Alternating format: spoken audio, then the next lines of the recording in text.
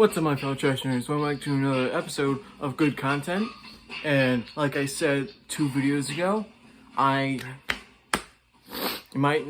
you can probably see I finally shaved.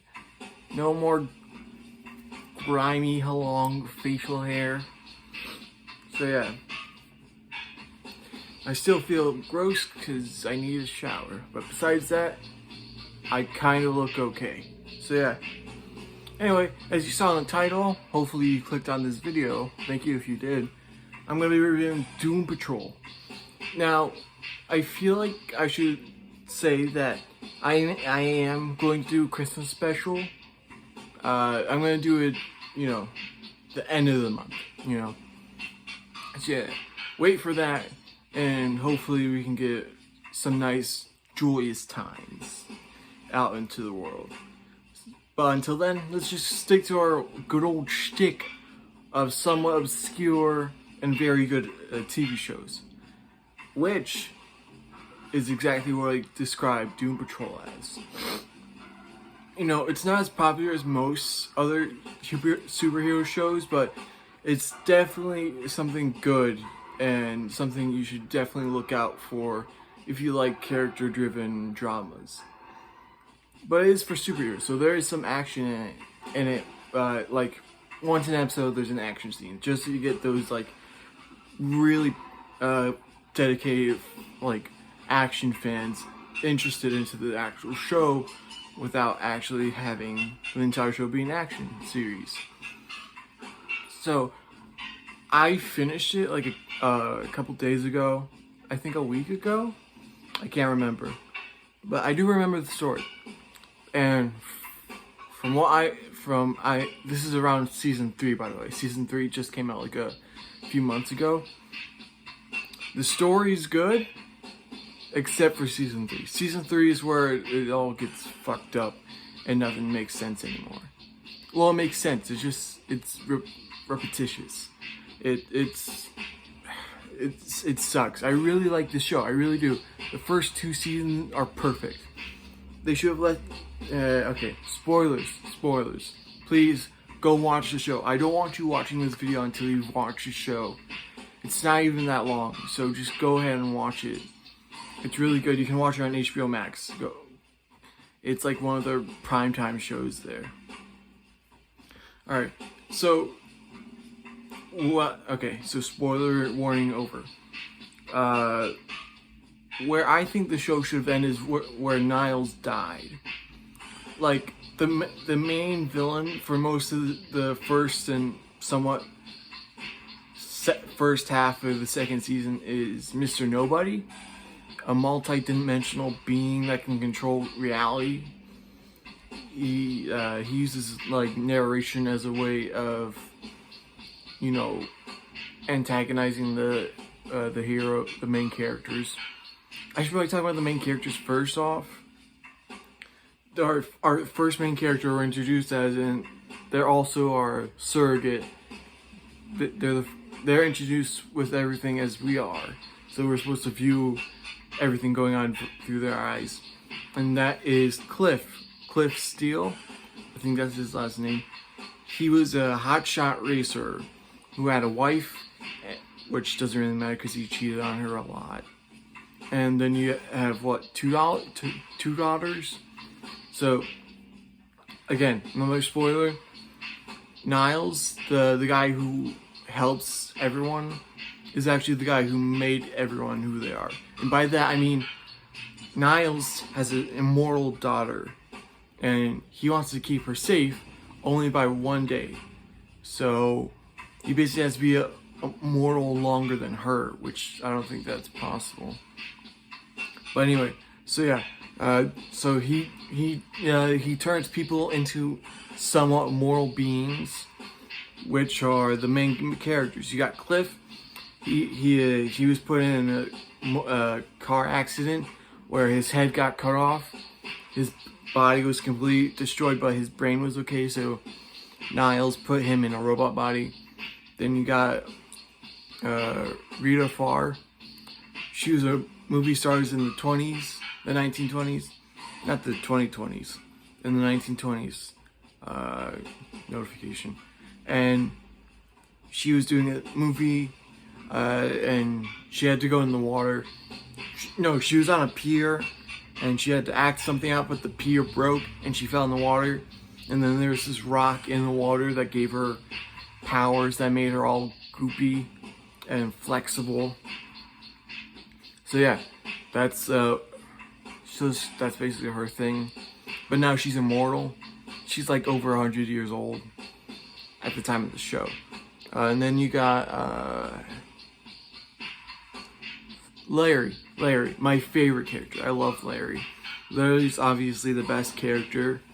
I'd say it's Larry, Cliff, Crazy Jane, or just Jane, or whoever's presenting at that time. Then you got Niles, Dorothy, and Rita.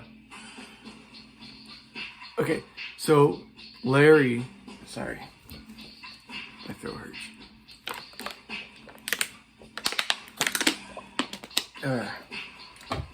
So Larry was a hotshot pilot who was also gay. But, that was back in the 60s, like 40s or 60s is when his accident happened. He was supposed to go into space with a prototype ship that was supposed to like specialize in going to space. But radioactive like space thing got into the plane and made him, gave him like it gave him a ghost of sorts, like a radioactive like space ghost that gave him like powers. But because of that, the plane crashed, and now he's a piece of bacon essentially. So yeah, that's Larry, and he's my favorite. And then I guess the next one would be Crazy Jane.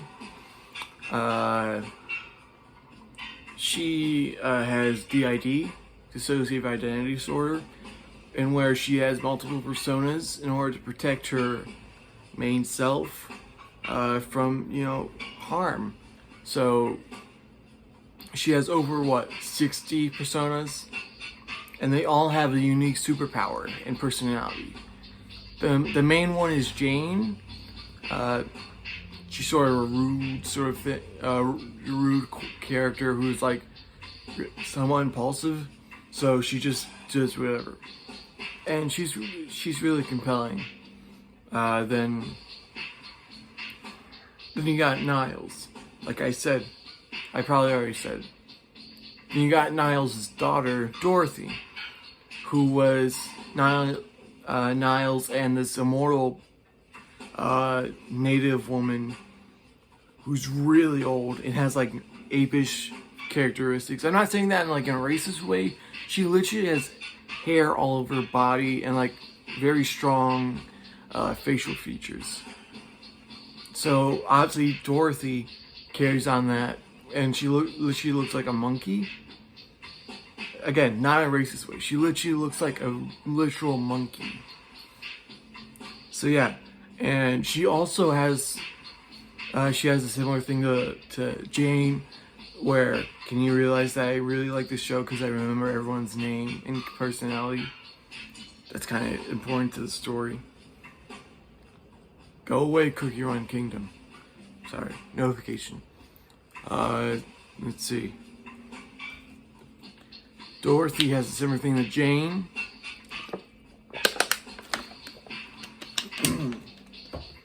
Where she also has like beings within her, but it's not DID, it's like imaginary friends.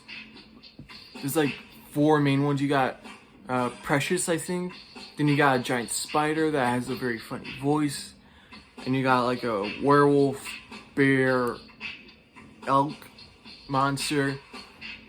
And you got the candle maker, I think his name is. Where his whole thing is that he's gonna bring the end of the world once Dorothy becomes a teenager, per se. So yeah.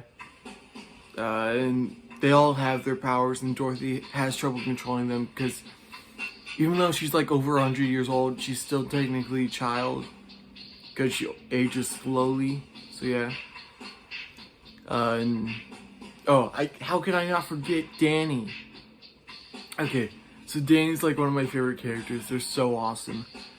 They're a living street that was used as like a prison for Dorothy because she couldn't control her powers. So Danny was there to protect her. And Danny is a genderqueer living street that holds and protects people who are LGBT or just different, and they're very inclusive. And it's really fun when we are around Danny because they're so cool. And sadly, they get destroyed and they only have like one brick left of themselves. But then they got put back together, and now they're an ambulance, a living ambulance. They're so cool. So yeah, those are like the main characters.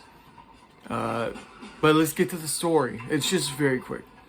The first season is dedicated to finding Mr. Nobody and defeating him. He's what was it? He became an interdimensional being because of a Nazi scientist who likes transmuting abilities from people, like making them superheroes.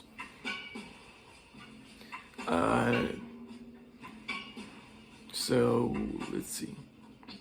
Yeah, that's basically it for season 1. There's a lot of character growth within it. Like the first few episodes are dedicated to Cliff becoming comfortable in his robot body and processing the trauma of that accident that caused his wife and daughter to die. Except his other daughter, I think it's his youngest daughter, survived. And he meets with her in the 3rd season, and they develop a connection then. Then let's say what is it? The 2nd season is dedicated to Dorothy, where they're trying to find her. Well, they find her, and they try and help her. This is after season 1 directly, because they grab her before Danny gets destroyed, and they save her. Dorothy, that is. So, season 3, the worst one, honestly. I don't know what happened because they moved streaming services for season 3. The first 2 seasons were made on a DC exclusive streaming service that I think got shut down. I can't remember. Shut down. So yeah. Honestly, I can't really say exactly what is season 3. It's more of like a hodgepodge of random ideas that should have been fleshed out more. And the worst thing that ever happened to the series is that